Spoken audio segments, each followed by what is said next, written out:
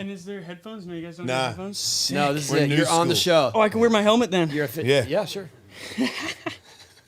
Is it a better helmet than like everybody's vert helmet? Like Dude. as in when you hit your head on the ground? Oh, as in when you hit your head on the ground? I don't know. As long as you're not rocking a soft foam, it'll be better. Yes. I can't tell you how many vert skaters I've tried to convince that too, and Well, the soft foam is like it doesn't do anything. it's just a fashion thing. Yeah. Yeah. And it's like not a fashion thing that like Yeah. you know what I mean? Like it's I No, unfortunately there was a bad incident here with soft foam, and yeah. didn't change their mind. yeah, it's a gnarly. I didn't mean to cut you off. No, go for it. It's your interview, buddy. No, but it's a gnarly thing, right? Like I used Yeah. to wear wakeboarding helmets Yeah. because they're thinner. Okay. And I was always like, well, with the hard foam, if you hit it once, then you got to get a new helmet. If you drop it from 3 feet, you got to get a new helmet for insurance. Right. But if I get the wakeboarding helmet, I can hit my head like 30 million times. Yeah, you won't wake up at 30 million times. Yeah, you won't. Yeah. Have you gotten a concussion? I've gotten a couple concussions, all with a helmet on though. So it Yeah. would have been way worse. Yeah. Yeah, most memorable one is like bombing this hill out front of my parents' house down to the beach. And I was power sliding and there was like a change in concrete. I was young. I was maybe like 12, 13. And I just remember like Oh, like hitting it got super rough and pushed you forward? Yeah. Yeah. It was the opposite. It was rough and then it got smooth. Oh, And it- wow. and it pitched me. And just mid power slide. And then I just woke up in the middle of the road Wow. By yourself. by myself, like 12 or 13, and then I remember like I couldn't get up, so I like rolled over to the side of the road into the grass, and then passed out again.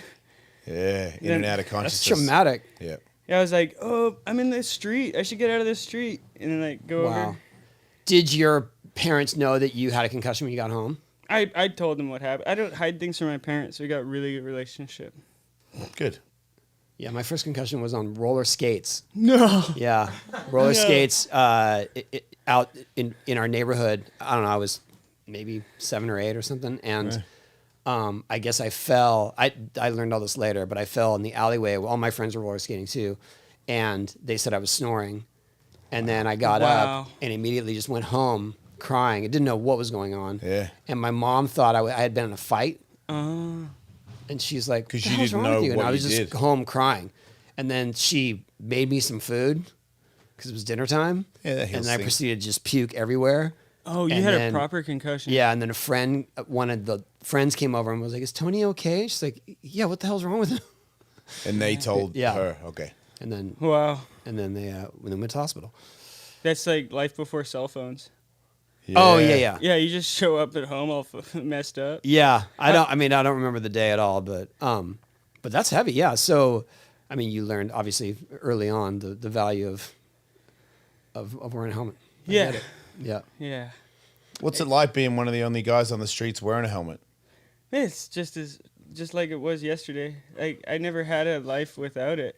You don't care. You don't never cared about people's opinions about it. No, you gotta care, right? Like you want people to, like you care, but you just gotta know what.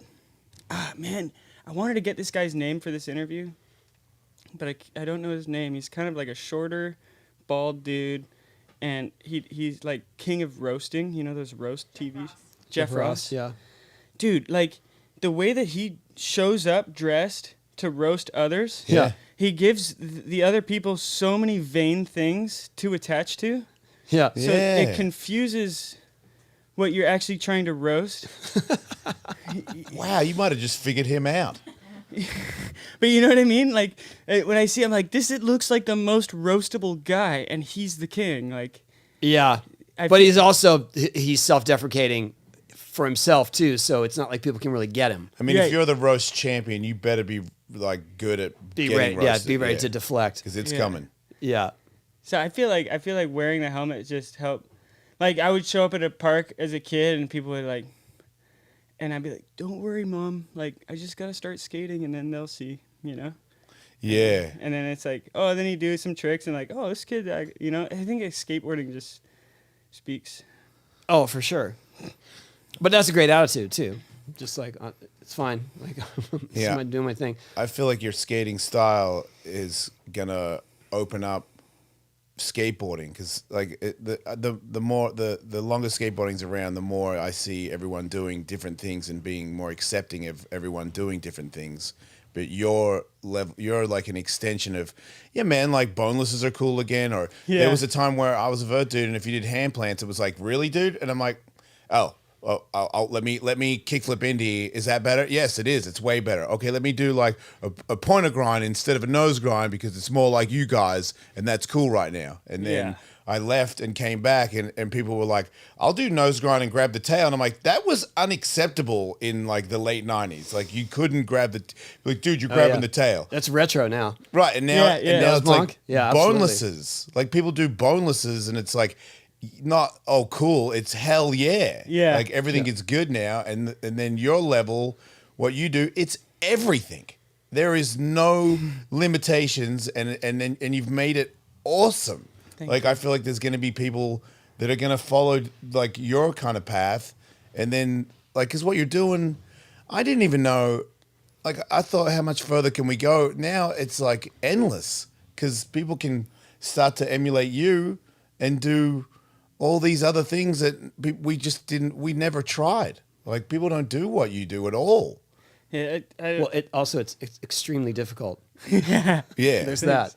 Yeah. There's man, I don't know where to start, but there's a funny thing about freestyle tricks. Yeah. Is that they don't look a certain way. They don't look like heroic. Yeah. Or, you know what I mean? And But they're really hard. Like a lot of young boys, you know, that are the age of getting into skateboarding, they want to be like masculine and the fighter and the lion chaser, and you don't find that in freestyle.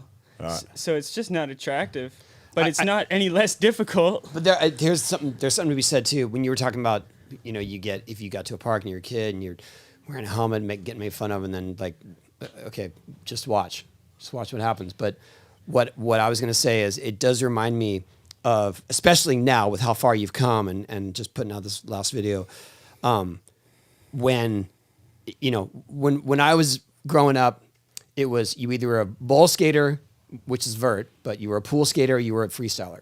That was it. There was no street skating. There was nothing in between, right? And nobody watched freestylers. Like freestyle contests happen, everyone's out doing whatever. Sometimes, and we talked about this a little bit, but sometimes people like me would have to enter freestyle because we're trying to accumulate points for maybe our team. Be all around skater. I like that. But as soon as Rodney's name would be called, everyone would stop what they're doing and rush over to the freestyle area, because they knew they were witnessing something truly special and innovative and revolutionary. And I feel like that's the kind of line you've crossed over to, where it's like, just watch this guy, because he's doing stuff no one else can do, and it's super gnarly, but it's also really inventive. And it's fascinating, because that is so hard to have happen today. You know, you've really reached, like, I think you've reached this threshold where it's like, it's undeniable, your talent and your creativity, but also to the point where you stand out, and it's so hard to stand out now.